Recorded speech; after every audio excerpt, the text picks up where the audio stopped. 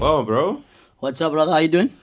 I'm good. I'm good. So this is Yeah, different because I've never done a podcast with someone yeah. that I don't know. Okay. Do you know what I mean? So it's a different experience, but I'm excited. I've looked at some of your social media profile. I like your persona. In fact, I have a friend in the UK Yeah. that has a similar sort of persona like you. Even the hairstyle, like he has, a lot of hair, a lot Now of you know where beard. you got it. So you remind me a lot of him. Have you seen my videos on YouTube? Yeah, I saw a few. Right. Yeah. So there's one video where I went on holiday Yeah. with a friend of mine to Portugal and Spain. And to be fair with you, I don't like going out with him because he gets so much attention. Like the Yeah. hair thing, it gets a lot of attention from women and even men. They just want to know how How you get it like that? how you got the hair. So with yourself, like, what's going on? Like, What's is it like a Rasta thing or Nah, like, man. Look, what's happening? look. I mean, growing up here in Cape Town. Yeah. Also growing up as a Cape Colored person in much of the ghettos in Cape Town. Yeah. I mean, that's where I grew up in the ghettos in Cape Town. So the thing is this: most of the young men and boys look exactly the same. When I say exactly the same, I'm talking about in terms of hairstyle. Everybody has the fader, my bro. Okay, that's and true. and I decided to become once you become an entertainer. When I started to get into the industry of music and entertainment and things like that, Yeah. for me, I just remember just like watching so many of the titans of the game always have a distinctive look, They do. and then I felt like myself, like I can't look like just the average Joe in the corner because even the look itself is gonna spark attention or interest without me even. Yeah. You don't even have to know what I do yet, but you just like, wait, this guy looks interesting. Yeah. He doesn't look like the normal 9 to 5 kind of guy because that's not a haircut a normal 9 to 5 a normal hood boy has. You Yeah. know what I mean? Yeah. So I mean that's the reason. I just decided like fuck. I always wanted dreads. Yeah. So but at the same time I always wanted to keep my sides fresh. So what I did was just decided to put it together. Yeah. Okay. Yeah. Are we good? Okay. Yeah, we're gonna keep going. So, it's true that you're saying that. So, going back again to my friend who also has this crazy Yeah. hairstyle. So when we went out in Spain and he got all this attention, I had to ask him like, okay, so do you like this attention? Like, are Yeah. you doing this just to get attention? To get And then, attention, yeah. To be fair, he said the same thing. He was like, look, he's a videographer, right? So he gets jobs from people just by being on the street. People literally come up to him and say, what do you do? Yeah. What do you Like, do? Because you look like you do because something. you look like you do something. It's like, yeah, I'm a videographer, this is what I do. Then people start following him on Yeah. YouTube. People hire him for weddings and stuff just because of how I look. So I completely agree with that. And also I think the hair thing here in South Africa is quite deep. Like Yeah. when I got here about 5-6 months ago, it was the first community that I sort of encountered. It was like the natural hair community, mostly Yeah. women. Where were you at? I went to this. I got invited by this girl to go to this event in Kailicha. I would okay. end up being the only guy there. So I was like, okay, cool. So this that is works for great. you? That worked for me. Foreign This is only great. guy? And I had the crazy hairstyle myself. And I don't at the moment, but at the time I had a little bit of hair and whatever, and I was doing shit with my hair. Yeah. So I just went there, and yeah, like these women take it serious, bro. Like LOC, moisturizing, Nah, deep they go in moisturizing. full power They on go it. in, bro, and I was like, raw, like I want to discover more about this. So a lot of my friends that I have at the moment are into the all natural hair thing. and Naturally, a thing. I got They you. they hate me for shaving my hair, so yeah. It'll grow that. back. I will. It'll grow I'll back, let it it'll grow grow back. back. Alright. But yeah, I want to just, you know what, I want to let you introduce yourself because normally I'd be like, hey, this is okay. Mr. Meyer, whatever, but Yeah. you do so many things and whatever, so I want you to say, who the fuck are you, bro? You know what? Even I'm still trying to struggle to answer that question myself. But I mean, basically, I go with the name of Mr.Meyer. 26 years of age, live in Cape Town, South Africa, and just an all-around entertainer when it comes to entertainment. So, like, I've never want to box myself in. So I never want to just tell people, yeah, I'm a musician or I'm a rapper or I'm an artist, because at the same time I'm a radio presenter and radio personality, and at the same time I was a TV presenter and I did TV, and I did stand-up comedy even for a while. Yeah. And I mean, that was successful as well. I did viral videos out on the internet. I still do viral videos on the internet. When I say viral, because I think like in 2012, just doing videos for the first time in Cape Town, I don't think the internet culture was booming as it is now. Internet, It's coming up. It's not Yeah. booming. yeah, but it's- not boom, it's but I coming mean, up. in a sense of where it was at. Yeah. Like I'm talking about going from like out of 100 kids, you only had like 2 users. Now, I mean, all 100 is on the internet. That's what I'm trying to Right. say. Okay. I hear you. So, I mean, just doing videos then, and I mean, the videos had quite lots of popularity. I think the first videos was hitting almost 500,000, if not more, you know? Ross Clark. Yeah, Yeah, so- you're getting 500,000. Yeah. Here is that just South Africans or That we're is talking that worldwide? is that is all over. Look, I don't know about in the States or anything, but or in UK, I'm not too sure. But I feel it was all around South Africa. Nice, bro. So that was the first video I dropped in 2013, and at the time I had no idea the video would be viral or the concept of that being a viral video, because it was Yeah. the first time I'd ever done a video, and just thousands of people were sharing it. So I think through doing that, I started doing lots of videos. I think visual content has always been a strong thing for me. Like, Would always, you say like that's your craft? Because you know how they say to master your craft, you have to invest more than 10,000 hours Into Would it. you say that the the videos that's your thing? That's you. I can't even say that, because Now like you have to pick one. At I least. can't, because the thing is, I'm doing everything all the time. If I'm on radio I'm still on radio every morning. I mean, my normal work day starts with me waking up at 5 every morning to get to the radio station to do a 3-hour show every day, and I've been doing that for the past 4 years. Yeah, no, I hear you. Yeah. And like I'm a bit like yourself, so Yeah. my background is in many things, and I think a lot of people have backgrounds Many in a lot things, of yeah. things. I'm sure Justin does a Yeah. million things, but it's like what I really love and what my thing is conversations. I Yeah. like talking to people. So if you say, okay, if it was like, okay, I wake up and what would I want to do if money wasn't in the picture? I would just want to talk to people, just find talk out to about people, it. yeah. So what's that thing for you? There must be something where it's like But then it's gotta no be, money, no views, no nothing. What would it's you gotta do? be music and video, I guess. Right. Music and video. Right. Yeah. Okay. And even combine the two together. So I know you've dropped that video Yeah. yesterday. I've watched some of it. Your vibe is like quite like happy go lucky. Always happy, always positive, yeah. Yeah. But again, I mean, if you should listen to lots of the other tracks that are out, or I mean, no, most of them are not out yet, but Yeah. that should be released. We try to give a different vibe for all the songs, because now it doesn't have like the same vibe all the way through. Yeah. That's just my thing, man. I guess I've always wanted to do. I never want to box myself and be like this. I'm just gonna continue just being this person or just doing that. I'm gonna do everything while I'm here, you know. Yeah. And for me, it's more on a spiritual level more than on a work level. It's like, when I'm gone, will I have done everything I'm happy to have done? So that's why I'm exploring every avenue of creativity, Okay. knowing that when I pass, because I'm thinking about, like I said, spiritual on a soulful level. Like, when I'm gone, like, I did everything I wanted to do. I may not have been the best in that. I may not have made it to the super high level, but I did it. And the Okay. work of art stands there to exist. And when I'm gone, when I'm here or gone, but the legacy will still exist through those things still being there for, I mean, future generations or other kids will be like, okay, fuck, but Mr.Meyer was not just on the radio. He was actually doing music, he was doing videos, he was doing conscious stuff, he was doing community upliftment, he was doing comedy, he was doing viral videos, he was, Okay. like, I mean, there's a host of things. It's interesting. So I was having a conversation with someone about this. Yeah. I think it's like the color spectrum, and for you, it's like you want to experience red, green, blue, purple, whatever. Yeah. You want to experience all the colors. But for some people, they just want to experience red, but they want to experience all the different tones within the red. Within the because red. red has an unlimited amount of tones. No, for sure. So they want it. But for other people like you, and I'm a bit like that too. It's like, hey, I want to know what yellow is like though. Yeah. You know what I'm saying? So Straight I up. feel That, you. and I that, feel you. so that's where I'm at, yeah. Okay, so like I'm now just starting to understand Cape Town and how it is, and like, you know, where all the different areas are. Yeah. So for yourself, where did you grow up? I mean, I heard it was Woodstock. Yeah. Is that where you grew No, up? look, or- again, I was, I loved my young life is quite as a nomad of some sort, you know, because I grew up in Athlone. Athlone's where I originally was born. In fact, I wasn't even born in Athlone. I was born in Mandalay, I think, and then Where's moved to- Mandalay? Mandalay, somewhere out in like near to Mitchell's Plain. Okay, yeah. So I stayed, but that was like just like for like the few months of my birth. Yeah. And then from there it was Athlone. I mean, growing up, I'm in primary school. I went to Athlone. I lived in Athlone for a while, and then I think at about 10 years old I moved to Home Estate, and then I lived in Woodstock.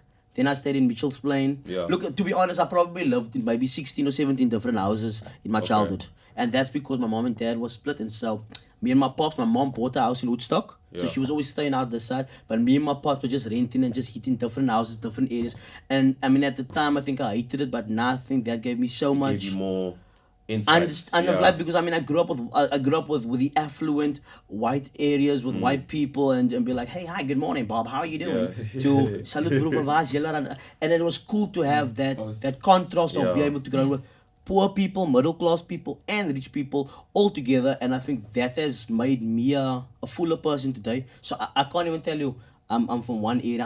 I'm from 16, You're because from I you're spent from two I spent 2 years or yeah, 3 years in most of the areas. A year and here, 2 years here. Yeah. it's mad because I feel like people here they're very territorial.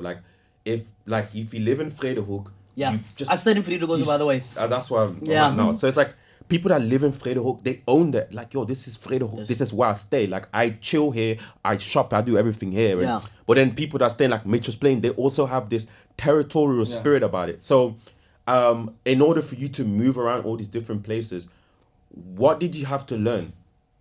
Look, I mean, I think And to integrate as well, because you could be the guy that just moves to place and don't talk to the chicks, don't talk to Yeah. none of the man them. You're just chilling. you're just chilling. Yeah. But you can also be the guy that's like, yeah, I'm involved, and you seem to be that guy that got involved Involved. and Yeah, that too got many that things. maybe sometimes got involved a bit too much. Yeah, You in get every me? look Like, in everything I did, and I think you live a life here. For me, it was like living life as a chameleon, and it was cool. This happened at a young age because I was actually just seeing it. I'm like, now I can look back and I'll be like, in hindsight, I can be like, oh, cool. Like I actually experienced all of those things.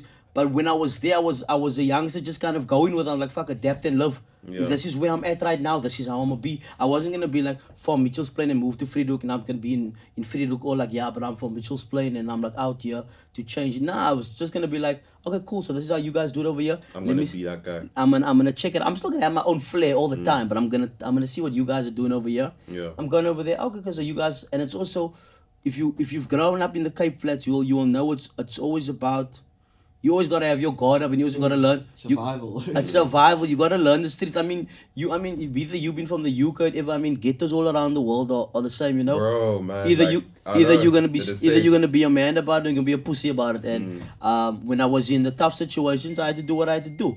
course. And when I was in the good place, I could chill out and just be, be chilling. So it's interesting that you say that because you know how they say you can leave the hood, but you can never take the hood out of Yeah. the person. And yeah, you're a chameleon, right? You integrate into all these places, but do you feel like the fact that you've lived in some of these deprived areas where survival is a big thing? Do you Yeah. feel like you take that with you? Of course. like Every day of your you life. can't get rid of it. It's just there. You can't. It's that is built into the fiber of your Yeah, being. yeah. Because it's a real life way you have to grow up, and you know that there are people that are still living like that, and you can go out into whatever places. You're always gonna see certain things that are gonna remind you of this place, or remind you, or a person that's gonna remind you of a place you've been from, and True, you know yeah, how to true. deal with them based on what you know about where you've been before. You know what I mean? Well, let's talk about it, man. Give me an example. So, you moved to Vredehoek. Okay. A very nice area. Yeah. And what kind of situations have you been in where it's like raw, like this is it's not as dangerous as Cape Yeah. Flats, but I'm gonna have to finesse. I'm gonna have to maneuver myself out of this. Look, something interesting that actually happened. Look, I don't know if this is gonna be on what you've asked, but I mean, I kind of stayed. I mean, I was staying in Woodstock, and I stayed in just playing for a while in Athlone. Then I moved to Vredehoek, and then I just kind of recall one day I lived in these apartments over there in Vredehoek Avenue, and a couple of my cousins came through. My cousins, all hood niggas, came Yeah. through to come chill with me, and they Loud were- as fuck. Yeah, loud, turned up, and and so I was like, just calm the fuck down, like Yeah. The neighbors don't like all this noise. This ain't the hood, we can't make all this noise. And I was like, cool, let's go to the shop real quick.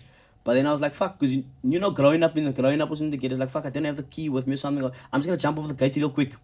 And I just scoot over the gate, and I tell all of them, just jump over the gate and let's just go down quickly. Fuck, we had the cops there in like fucking Yo. 0.8 seconds. Had Of our course. asses all in the road. Like, Yeah. are you guys breaking in that motherfucker? Yeah. I was like, excuse me, but because now the thing is, I could speak like someone that's from the ghetto, but I could still switch it up. I could go from my bro, wat gaat dan met julle, wat gaat dan met die boere, to like, excuse me, listen here.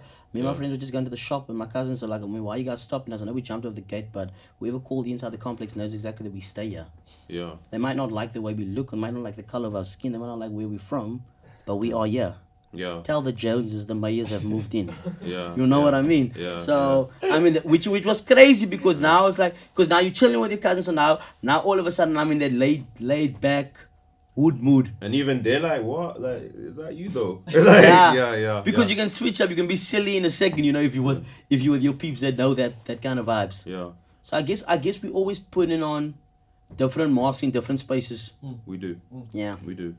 And I think school plays a big part It in does. that. And It does, it and does. and did you move around schools as well? 'Cause I that can did. get political. Move around schools, different boys. You know, like where I'm from, like you got to rep for your school, innit? Like if you go to a different school, people be like, what? You're from that other school, so what then? You know, like Yeah. it can be a thing. And how was that for you? Like, That was Lucas. Was for me again. That was also interesting at the time. I went to Sunnyside Primary in Athlone, yeah, and then I went to Mitchell's Plain Primary in Mitchell's Plain Westridge, and I went to Mountain Primary in Woodstock. So I mean, I went to 3 different schools, and I went to Woodville Primary in Mitchell's Plain for some time, and it was cool because the thing is, when I was at Sunnyside was in Athlone, and at the time Athlone wasn't seen as a super gangster place to be. Like, Yeah.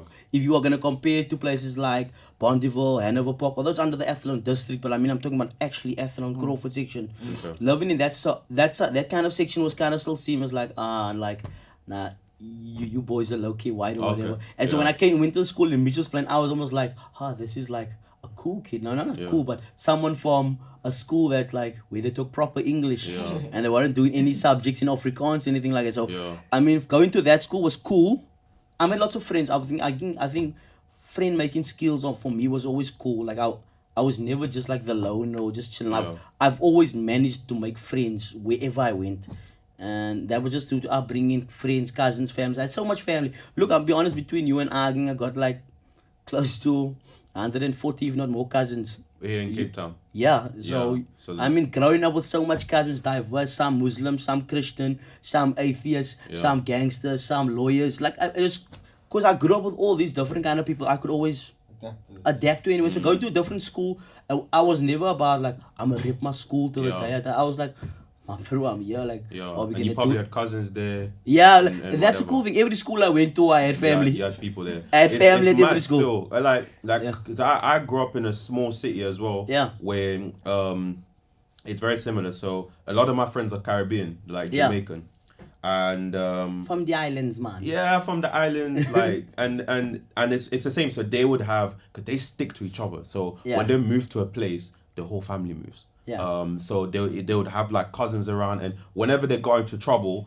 you know, there will always be a cousin or brother or some family member around That's that gonna could help come them. jumping in. Yeah. And but me growing up, I never had family in where I was. It was just me and my brother. So me and my brother just fended for ourselves, and we were fine. But what I found was that the downside of always having so many people is that you never learn to fend for yourself. You never Yeah. learn to be your own man without everyone else. Have you ever been in a situation where No, where but I mean, you had it to was just be you? no, but I you mean, know? it was never a case of, because then also growing up in Cape Town, you learn this from a young age also, that you can never be dependent on any family, because it's the people say that's all of your mense money. Because whether my cousins were there or not, I was like, it's not to say me and my cousins were all on good terms all the time. I was like, nah, fuck that cousin. I don't. He's like, I'm not even chilling with him. It's not like I was gonna be like, yeah, I'm gonna be with my cousin now. I think it's something my dad always taught us growing up, is that you gotta be a follower, not a leader. And that was something that he always. My father's a teacher, by the way, still teaching to this day.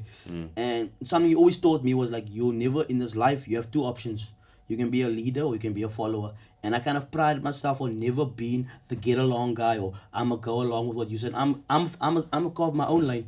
Yeah. And whether you like what I'm gonna do, well then fuck you and wherever you going. So whether I was in a situation where someone was gonna come at me or I was gonna get into trouble, I was gonna stand and do my own shit. Like, fuck all my cousins. And people respect that more. You Yeah. actually get into less trouble. Yeah. Because they Because, know yeah. that you fend for yourself. Because Yeah. the thing is also, I mean, growing up in Cape Town, you can't be a pussy nigga that's gonna go run and go fetch your mains every Yeah, time, yeah, no, because you can't. someday someone's gonna get you alone. Yeah. And then they're gonna ask you, where's then your what? people now? Yeah, yeah. Where's your mains? So Yeah. I tell them, fuck my people, I'm here. I don't give a fuck about them. Yeah, It's just yeah. you and me. Yeah, yeah. Yeah.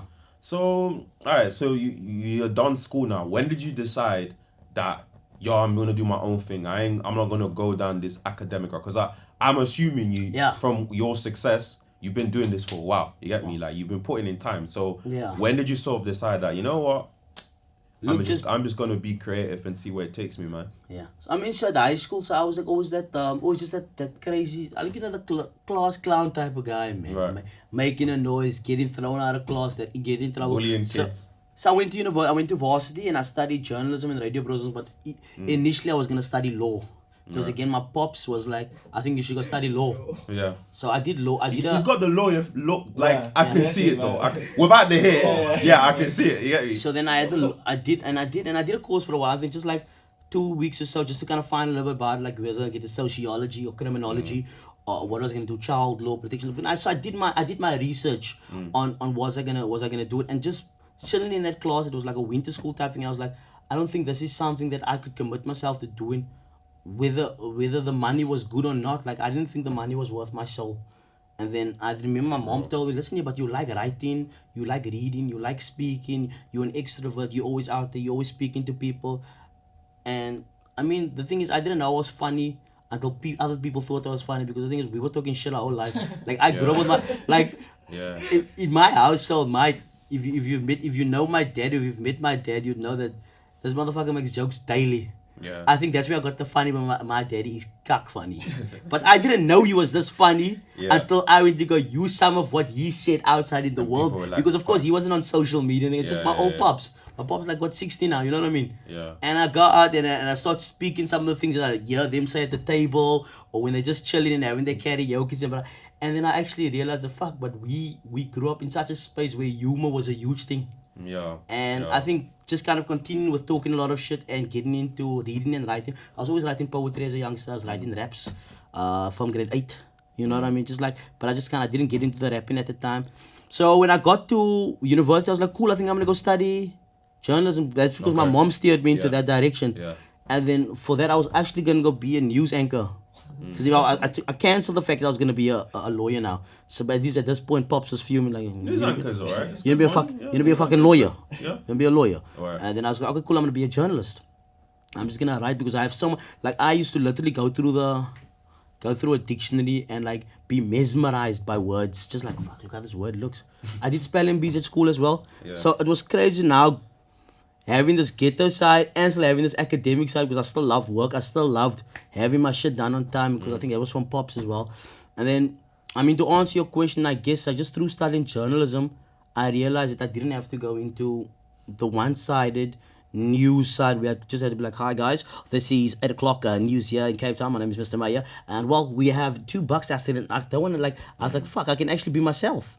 And people will like you for just being yourself, and just like with that whole understanding and upbringing, I was like, okay, fuck, I can talk And about it's the world we live in. Like we're lucky as a generation to live in a world where we can be ourselves and it's okay. Like literally, bro, I can walk into a business meeting like this in Cape Town and get business.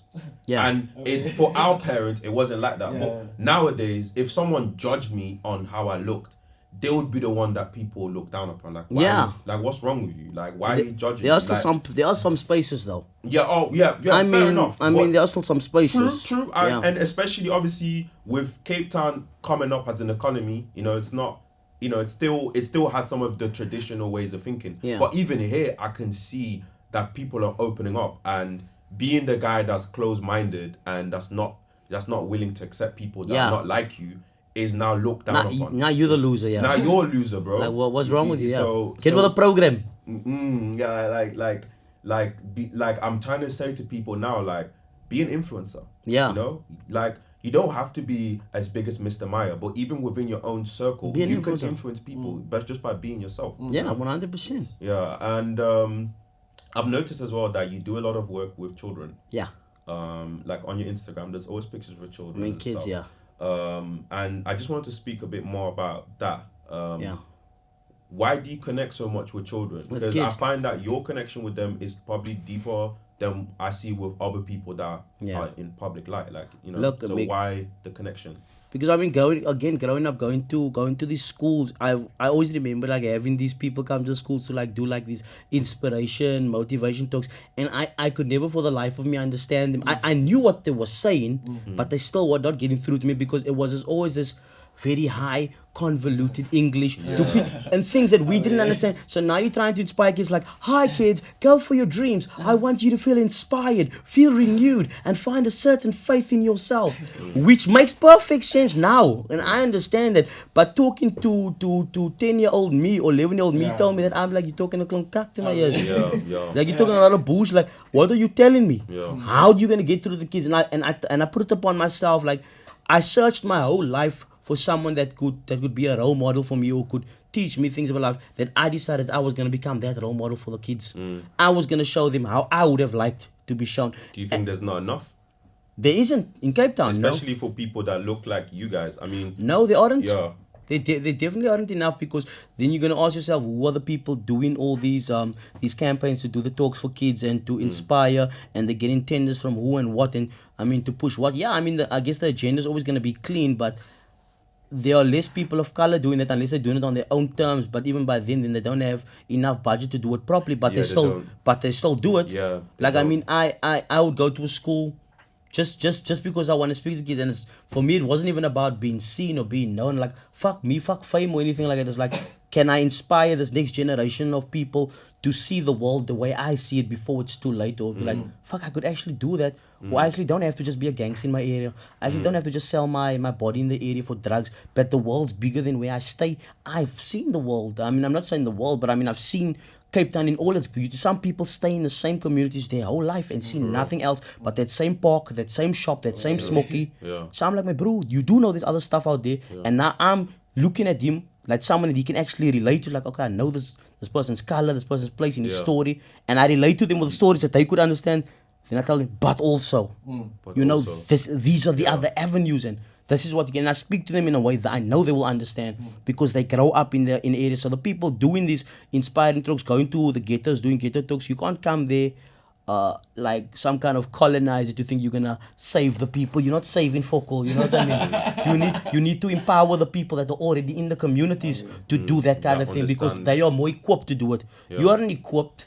You haven't lived here. You don't know what they're going through. And also, I mean, there's lots of colored guys that are doing well in Cape Town. You know, no, they are. All walks of business. 100%. Do you feel like maybe those people need to have a space to go to when they go back? Because, like for example, back home, in England, once you sort of make it out of the ends and you know, out of the ghetto, sometimes, when you try to come back, people think that you're talking down on them. Yeah, no, for sure. Even if you have the best intentions, bro. Like, people will be like, what? Exactly. So just because you've been around the world, you think you know better than us. Yeah. But I'm just trying to help. You get me? And obviously, I have my way of helping. Yeah. And maybe perhaps there's not a space for people like yourself that may be successful in corporate or modeling or music or whatever field. Maybe there's no space for them to actually go back to and be like, hey guys, look at me. You see, man, like, that's also tricky. Even again, I mean, just based on your other thing, I mean, the comment you just made now, and that you also gotta realize you can't save everyone. No, you can't. You know what I mean? That's real. You are gonna get negative people like that, and it's fine. Like I've experienced some of them along the way. Like if I can go to a school of 1,000 kids and save 50, I've done my job. I can't save all 1,000, and 1,000 is not all gonna connect with me. Just as an example, whether 500 is gonna listen to me, the other 500 might not. But that's okay. That means I got 500 people to maybe potentially continue the work, whether I'm here or not. Yeah. Because I've planted the seed. Now they understand. Yeah. You know, some people are always gonna be hard-headed, or some people are super indoctrinated. You don't know I understand this because I know. It's difficult. I know their potential backgrounds. You could be living with a single mother who smoked tuck. So you're not trying to listen to anyone. What's no, you could. It's meth, man. Methamphetamine. Yeah. I mean, or you could be living with your 4 brothers who's all gangsters, and when you come home, there's no food. You basically grow up. When you come home, people are smoking buttons there. Or, there's so much things that they could be going through. So they're not gonna. You can't always get through to them. You can maybe if you tell them a different story, they might understand. So I mean, the space for people to do that in Cape Town is a bit hard, because now everything is like, with the advent of social media becoming a bit bigger. All the people coming around to schools to do these kind of talks, it's never just a clean intention, hard type of thing. It's always like some brand associated with trying to get that money that they give to you, the government money. Or like they're gonna go to the school to talk about being positive, but maybe they're gonna go do it selling a new jersey. or they're gonna go, or they're gonna. Sell a book. You know what I mean? Yeah, I know what you mean. I've seen Look, that. and I mean, people gotta do what they gotta do. I mean, Yeah. don't get me wrong. I'm not saying there's anything bad about it. I'm just feel like it's never just like, hey, I'm coming here to the school Pure intention. just to inspire you, and I'm leaving. You know what I mean? It's like, okay, cool. I'm here to inspire you guys. Like I personally have done it myself. You know, I've been around with different brands. I've worked with many brands, and it's like you become somewhat of a brand slave just for some cash. Yeah. You do. But that's the reality of how you're gonna get paid. I mean, you can either fight the system or be part of it. This is what the system is. You know what I True, mean? true. You can be like, I hate this. I'm not gonna. True. I don't want to be part of it. Okay, then you You gotta go. set your own boundaries, basically. And you also gotta accept that your ass gonna be a broke ass bitch. For real. Because you're not in a position to be talking any cock if you don't have money. You know what I mean? For real. You can't even say anything. You can't say anything. Yeah. So, I mean, also if you understand the history of Cape Town, you understand the history of South Africa. We still need to understand where the money lies and who the people that gives out tenders, and so it's a pretty hard. We find ourselves in that situation. I guess I can do what I do, but you know who's all backing me. Yeah. And whose intentions are all pure, or do they just want to make me the famous face to Okay. make a couple of bucks? Okay. You know? No, Yeah. I feel you. Okay, switching subjects. I wanted to talk to you about Islam. Yeah. Because since I've been here, I've noticed that it's a thing here. So, in England, right? Yeah. We have a very big Pakistani, One-time Bangladeshi Sufi. community. We also now coming up. There's a Syrian community. Yeah. You know, people that are moving over from Syria. We have a lot of North Africans from Yeah. Eritrea, Ethiopia. So I'm around a lot of Islamic people back home. I came here and it was Eid, and Eid was mad. Like, Of course, always. like Big all the things cut are going. You're talking gonna about eat, it. my bro. Yo, big things are going. So I was like, raw, like it's a big thing here. And then also where I stay in Vredehoek, I can hear the singing from the mosques. Yeah, that's I the don't know adhan. which one. It's the adhan going off. The call to pray. Yeah, call to prayer, and I can hear. I'm like, okay, so there's a call to prayer in Cape Town, though. Like Yeah. you can hear it. That's a Yeah. big thing. So And that's at all the mosques. That happens in every area. So all the mosques has a loudspeaker. So in every single area you're gonna hear that. yeah, and I don't mind. I think it's beautiful. Yeah. And I know also that you're a person that practices Islam. Yeah, and I do. What role has Islam played in your business life? How do you think it's helped you?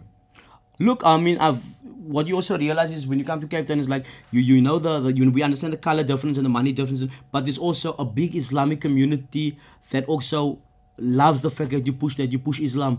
And it's like there's so many Muslim-owned businesses in Cape Town, Muslim-owned butchers, shops, all these things. That's true. And also when they see you also pushing a good, kind word, and also still in line with your religion, that has worked for me with business. I'm gonna be honest with you. Like I think I did a brand collective with this was what's it with the shoes now? Street Fever. And I I don't know think what that is, but- Street Fever is just basically a shoe shop in. I got that primarily because these people just like the fact that I practice Islam. And it wasn't for anything else. It's like for paying 5 times. You're supposed to pray, you're supposed to pray Yeah. 5 times a day. Look, we don't always get to do all 5 a day, but you try Yeah. your best. Yeah. You try your best to do as many as you can a day, because the thing is, the reality is you are going to be on the road. You are going to be busy. That's the reality, However, you can still do them later. Like and it's not going to have the same effect, but I mean, in your mind, like, oh, cool, I can still do this and that. But I mean, just through pushing Islam, I think that is more also just for myself also, whether people were gonna like it or not. I was fine with it because I have a strong faith. And that's funny because I come from someone that actually used to believe in nothing. So that's what makes the story huge for me. Like Right. I grew up with a mom that was Muslim, and half my family is all Muslim, and a father that was Christian. And the whole story about that is that I couldn't decide on which religion I was gonna choose, because based on which religion I was gonna choose was gonna decide which parent I loved more. And that's how I felt at the time, because they split up. So I even had my own journey where I went to go practice different religions or go learn about it.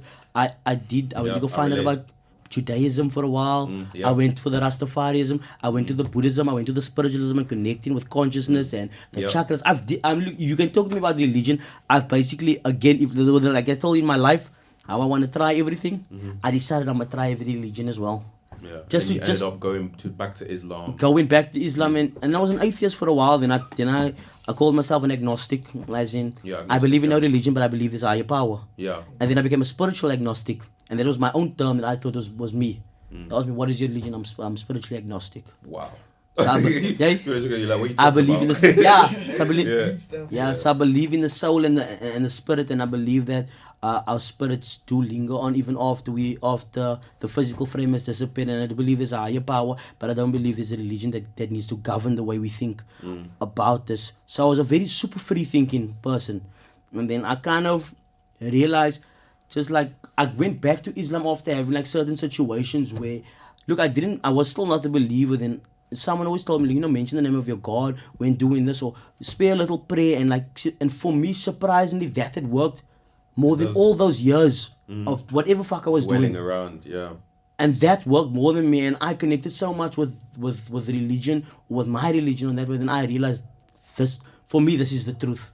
And whether 10,000 people are Christians, million people are Jews, I respect every single religion, because I've tried it, and I know what you guys believe in, and everyone believes in the religion. So for me, just Islam was definitely the one that resonated with me more than anything later in life. What do you think that pulled you towards it in particular? Is it like the discipline factor, the community, Yeah. or the, because what Look, pulled you to go back there? Or Th- was it that- just people coming up to you and saying, "Yo, No, bro, like there you was- need to." No, there wasn't. I don't ever think there was any person or any amount of people that could make me change my mind. I think going back to the fact that I told him, my pop said we have to be leaders. Like Yeah. if a million people were running that way, if I was the only person walking this way, I wouldn't give a fuck. This is what I believe. You know what I mean? So what put me back there was also, I saw lots of the craziness happening in Cape Town. When I talk to the gangs, the shootings, the drugs, the alcohol, the prostitution, you realize also when you find Islam more than anything, you see that these are things are lots of people that are doing or get involved. There's people that are lost, or people that haven't found faith, or people that don't practice faith, or maybe some of them do, but their faith isn't strong enough. And when you kind of get into the Islam part, you get more of that discipline, and you start to see life clearer, because it also, even as a work person, if you focus on your work, if you find that center for yourself, I think everything kind of works much better, because you're working from a center, as opposed to just like, you don't know where you're going, man. You don't have a point to just like go down on your knees and like give thanks, like, okay, fine, like this is my center. Now some people don't have that center. No. And that's why they're lost, because they trying everywhere they go to find a certain thing that doesn't exist, whatever they're looking for. Yeah. Okay. Yeah. That's very true. And I was watching this podcast one time, because I watch a lot of these podcasts. Yeah. And it was Joe Rogan, and he was talking about, I think it's similar to what Joe's you were cool, saying. Joe Rogan, very Yeah, cool. he's quite cool. He was talking about flow state, like especially when you do something you love, you get into this space where you lose track of time, Yeah. and everything you do, all the moves you make, it's like it comes directly from within, because Yeah. we have our inner selves and then we have our ego, and between our inner self and our ego there's so much fucking shit. Yeah.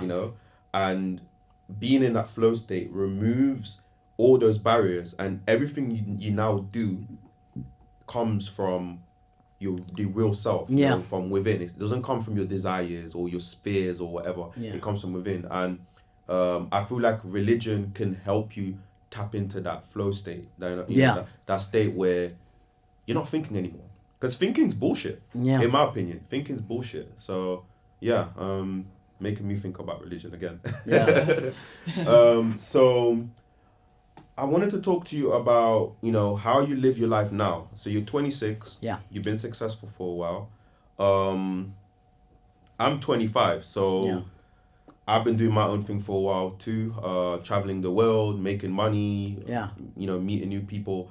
And one of the things that I've noticed in my own life is that, you start to move away from certain people Yeah. that you used to hang around with when you're younger. Yeah, of course. And you constantly get introduced to new circles and new people where there's new challenges, 100%. Yeah. And your lifestyle is, constantly changing.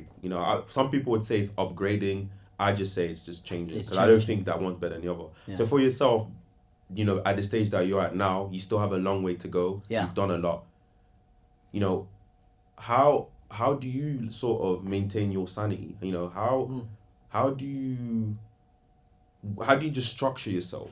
You Look, know, I mean, it's that thing. Like in the beginning, you have these certain friends you grow up with, and the certain crowds and the certain people you move in with, and then you also, I mean, through learning also lots of these religions and things like that, you realize, what is conducive for your growth, and you got to ask yourself this question, like, is this the type of people I need to be around? Yes, I could come back to maybe help them or leave them with some lasting words, Right. but how am I gonna change myself? And if you know lots, if you know about the flow of energy and things like that, you know that low vibrational people, if you're around them, automatically you're gonna be in a low vibrational state as well. So if you're with negative people, you'll be negative. That's what I'm trying to say. So I was always my mission is always to be around people that are positive and that actually want to achieve things in life and are super goal orientated. And to get those kind of people, you have to move from where you grew up, because lots of those people again are, like I said, the ghetto gets the best of them, of their mindset and things like that. And there's no amount of things that you can tell them that's gonna change them. That you can tell them, it's all about positive energy. They're like, can you stop talking cack? Yeah. Like, you're talking shit to me. It makes no sense. If it don't make money, it don't make sense. Yeah. Kind of thing. Yeah. So, and I'm just moving on my own. And then for me, I mean, for to get to this point where I'm at right now, what people don't know is that I spent more than 2 years just like not connecting with old people, with old friends, or with people, because I felt like I needed to focus on myself. I had to put myself on a path where I was going to be completely isolated from people, just so that I could find who I was. And I think I did that fine enough. Now I know exactly. Now I can be comfortable in any certain situation, but I know where I need to be and what's going to help me. Because I always ask people this time, like, I see the people you're hanging with, but is it beneficial for your growth? What can these people... Isn't that a bit selfish though? Not necessarily. You gotta be selfish with yourself, because at the end of the day, you came here alone and you going on your own, and those people around you, and it's easy for me to say that, because I make these things clear to people in the beginning, because I don't try to form those kind of friendships and relationships I previously had, which was based on, for me now, not a lot besides doing something before both enjoying the same thing. You know what I mean? Like, we actually only friends because we just both like smoking weed. We only friends because we actually both just like games. And so now I'm at a point like, fuck, I need some growth, and I cut all ends with people. And I was like, fuck, I'm just gonna kind of focus on what I need to do. As selfish as it's gonna be, if you understand me, you do. If you don't, it's fine. But I need to get to the next level in my life, and I feel that fulfills me. And I'm gonna be selfish with that, because I'm super unapologetic. Because I even told people, look, and I warmed people up to this. You know what? 2018 is gonna be selfish. 2018. That was even a catchphrase I was pushing. Right. Be selfish. 2018. Isn't that getting in trouble with like ex-girlfriends and stuff?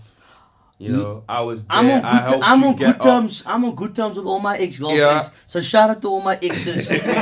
shout out to all my exes out there, because they still show our homeboy love. Yeah. You know what I mean? Yeah, because they was No, there. but I mean, it wasn't, because I mean, every relationship that I've ever had, or any ex-girlfriends or any friends, we've parted on good terms. I'm not on bad terms with anybody, which I pride myself on being on bad terms with nobody. Because if something like it's like that in the energy, and for me, I feel in the plane of the universe, I need to go correct that for myself, so that I can feel positive about my flow again. You know what I mean? So I'm never leaving bad. And if maybe I did something to disrespect you and you're really upset about it, I'm not gonna feel right until I speak to you and tell you whether, if I did my part to tell you. If you're still gonna feel upset, I know I did my part to come to you, like, listen, brother, like, I apologize for that, and if I did step on your toes or offend you, or if this, then I do apologize, but also understand that this is why. Just so they can get a little bit of a paradigm shift as to understand what I'm about, what I'm trying to do. Yeah. And when it comes to just me getting to a certain point in life, there's not many people I can say it's because of you. Like, they aren't friends of mine that made it all possible. This was because I fucking left everyone, and like, I have to work my fucking ass off, and I don't care if the world doesn't see me, but I'm gonna sacrifice. Some of them would have, you know what I mean? Some of them would have helped a little bit. One night where you was feeling down, the girl came over, I got gave a couple you the of best friends. head ever. And you I'm ready to No, go. Look, I got a good amount of friends, and look, I'm not gonna use your example. I'm not gonna go down that road. Okay, but let's not. But I got a good amount of friends that are with me on the up and up. But that's all love still, because we have our days. It's gonna be like, okay, cool, you're gonna be working with us next 3 months. I'm like, okay, cool, guys, I've got 2 days in September where we can just go wild and kick it like old times, and I have that time just to be like, let's reconnect. And you realize you don't need a lot of time to reconnect with old buds. You just need a don't, day. no, you don't. They're just there. It's the same thing. It's the same energy. It's a day or two just to go down memory lane. Just like I'm kicking it with the homies today. So where do you lot go then? Like where do you guys clock? Because I've been to a few places. I've been to Rands. I know that's ratchet as fuck, but I've been to Rands. Shout out to Rands though, man. I know the guys are putting in work out there. Yo, Rands are putting in work, bro. And you know how hard it is to even speak to the owners. Yo, shout out. I've never met you, but shout out to the owner of Rands. He's done a good job. Yeah. And there's another one I've been to as well, Coco. Indeed. Coco is it's okay. It's okay. I've not had a banging night at Coco, but I've had a. It's okay. I'll go back. Yeah. But where do you guys go? Like? Look now. You see now. It also goes on what kind of music you like. So I'm a firm believer that music is expression. So I listen to all music. Like I don't have like one genre again of music. I don't just listen to hip hop. I listen to classic. I listen to old school. I listen to jazz. I listen to rave. I listen to trance. I listen to reggae. I listen to dubstep. I'm looking for the vibe, bro. So, I'm not trying to go. So it depends what you're looking for. Sausage. So yeah, I've been to Coco before. Coco's nice. I've been there for AKA's birthday party. There were 2 events. He's a other rapper as well. Yeah, he's a huge South African artist, originally from Cape Town, now living in Joburg.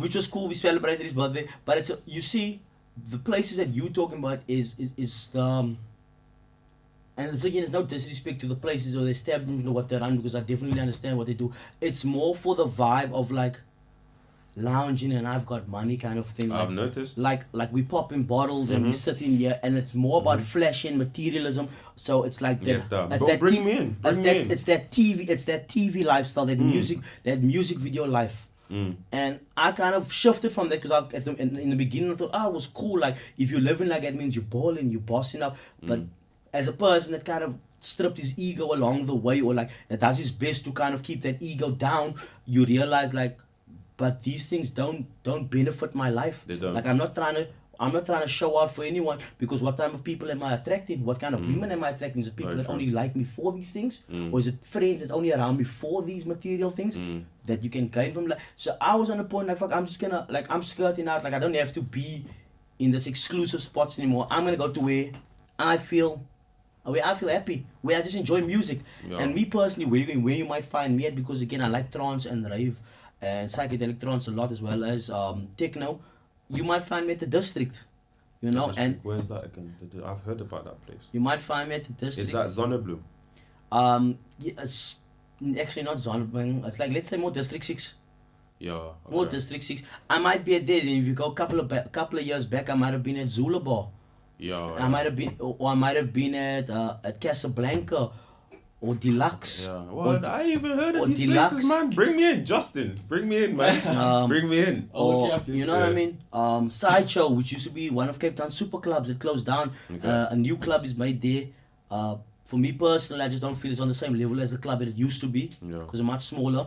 But there's so many super clubs in Cape Town. I used to go to all these clubs where it was lots of people, where it wasn't about money, it wasn't about it was just about, we're going here particularly because we love this music, and everyone was just gonna lose their mind. Whatever people were doing, if they were drinking, they were drinking. If they were smoking weed, they were smoking. If they were popping pills, they were popping pills. If they were doing coke, we don't give a fuck.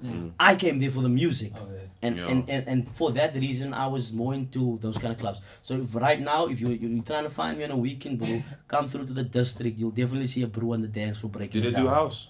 Hey? Do they do house in them places? Like they do house. They do definitely, yes. Man. So I mean, the cool thing about how techno has expanded in Cape Town now, or even just like the music in Cape Town, is so cool, because we have all these artists doing bass house, they're doing tech house, they're doing Brazilian bass. So we have so much different genres in Cape Town, and people in Cape Town are on a level with music. Like just like noticed. Whoever's gonna watch us, I need to come to Cape Town if you're trying to fuck with real music, because the kids are on mad levels, they're just not getting exposure out. You know, I know so many producers. Props to all the producers working out here, man, because they're doing some fire stuff that you're only gonna hear in Cape Town, because it has that certain African sound still with it. You know what I mean? So I know there are lots of places like that. There are lots of places. I go to lots of outdoor festivals as well. Yeah, that's huge. That's huge in South Africa. Huge in Cape Town. There's one festival coming. There's one coming. Which the guy in Dream. Yeah, Rocking the Daisies. Yo, I've been people to are every telling single me Daisy since they I started. need to hit it up. But you see, me, the way I work is like, it has to come to me. So let's say if someone comes to me and say, and it's my friend or whatever, and it's like, yo, I'm going to Rocking the Daisies, I'll go with him. But when I'm in a new place, I don't go out of my way to like, To go. yo, I need to go to Africa Burn. Do you know what I mean? Like, Yeah. it has to come to me. Someone will say, yo, I'm going to Africa Burn. I'm gonna go. Do you wanna go with? Do you wanna come with? Yeah. So that's sort of me. But yo, bass house, man. Like in England, yeah. Like when I first listened to house when I was 21, bro. Like house changed my life. Yeah. Literally, house. Definitely, it was one of the first for me. Even personally, It freed me, like, literally. hip hop and house. Hip hop was the first because I mean, hip hop was always gonna be the first for me. absolutely. But house was definitely something that opened my expansion. Like, oh fuck, Yeah. like there's a whole party scene out Yeah, here. You know the what I whole mean? party. Oh man, it's crazy. Going So, to deluxe in the Let's take days. him to Wiener Sanders. Yeah, I Yeah. should definitely go check it out. Take me, One time take me. Leighton. Okay. One time Kasim. The last question is for One me. time Pierre. Yeah. The last question is actually for me, right? So, like I love South African women in it. Like since Yeah, I've been. I in, love like, them too, bro. I love all colors, like black, whatever. Bro, Yo, I like you flavors, all. All the sizes, and shapes. they're all there. Yeah. But in particular, with colored women, Yeah. like, let's say if I'm dating one, what should I watch out for? What should I, like any dating advice for me? Because I come across a few like Look, you it look pretty, depends, green my bro. eyes, on your skin. What you saying? But I just want some proper advice from someone that's Look, from that community. I'm gonna. You get me? Now you see now that is even in itself is gonna be such a crazy question to ask based on the fact that you get like 4 or 5 different types of colored people. That's true. You know what I mean? That's true. It's like so people are gonna be like, oh, so they colored. Nah, fuck, we're not all the same. Like because now you get a colored, you can get a colored person that's Christian and Muslim, and even that's a difference. Yeah. Just Yeah, because they yeah. believe in, just because Yeah. of the religion. Now you get a colored person and a white person because, and 2 different colored person because his mom and dad, one is black and one is white, so he happens to be brown. So he's technically living still in either an African tradition, like a type of Trevor Noah type thing. Yeah. So he's traditional, but he has a white pops. He's a different type of color. Those are the colored people we have in England. Yeah. We call them mixed race. You can't Mixed call them race. colored, but they're half black, like Caribbean or African and white. So saying colored is a very it's a vague term because the thing is the I know. people are different. The people are different. Yeah. Or some he's a Cape Malay. And this one is actually Christian, or he's actually descended from some Chinese family. Used to have, it's just fucking mixed people. Yeah. So they can't put one color and say these are colored people because if you lift that sticker up, you find a fuck. But there's over 100 different types of people under there.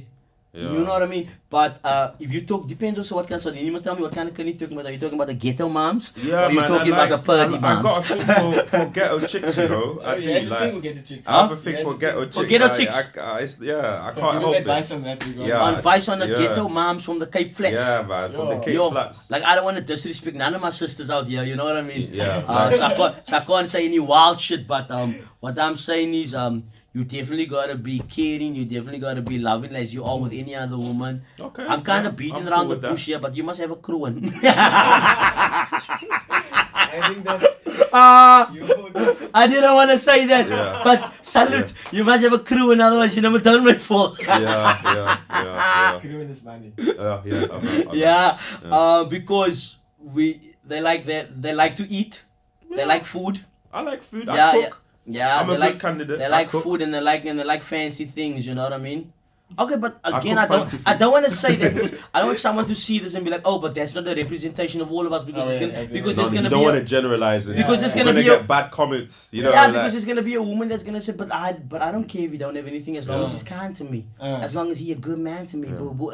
You know what I mean? well, I don't have anything. You know what I mean? Yeah, so I mean, Yeah. you're gonna get different people. So some people just gonna love you just because they like you. They like your energy. Yeah. Because you get spiritual women, you get spiritual colored women out here too. They're Oh like- yeah. they're all about I like them peace too. and love, and Yeah. I just want to connect with you because you Irie brother. Yeah. Like you're gonna get that. Yeah. Yeah, but it's mixed. Okay. I think just be a kind-hearted person and Be yourself. be yourself. Yeah, more Yeah, than man. anything. Yeah, man. And Yeah, connect man. with people. Yeah, Okay, cool. Well, yeah, thanks for speaking. It's been good, man. it's been dope. It's It's been been good. dope.